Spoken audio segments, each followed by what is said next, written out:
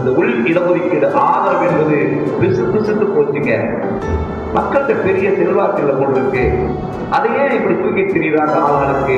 இந்த வார்த்தை வந்தால் யாருக்கு பாதிப்பு என்றால், எதிரிலே அமர்ந்திருக்கிற அத்தனை பேர்களின் நம்பிக்கையோடு வீடுகளை பள்ளிக்கூடத்துக்கு அனுப்புகிறீர்களே, அந்த குழந்தைகளுடைய எதிர்காலத்துக்கு பெரிய பாதிப்பு. இந்த தீர்ப்பு அமலாம் ABCD இப்படி 4 வகையாக இந்த தீர்ப்பை இந்த மக்களை பிரித்து அதில் முன்னுரிமை வழங்கப்பட வேண்டும் என்ற தீர்ப்பு.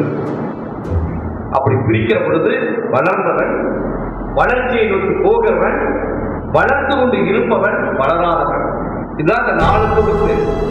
இந்த 4 தொகுப்பில் 4வது இடத்தில் நாம் இந்த தீர்ப்பு அமலானால் இங்க இருக்கக்கூடிய அத்தனை பேர் வீடுகளில் யாராவது ஒரு பயனாளி நிச்சயமாக மாறும்.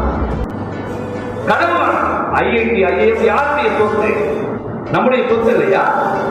அதுக்குள்ள நம்ம போகக்கூடாதா? எவ்வளவு நாள் தொலைக்காட்சியை பார்த்தோம்.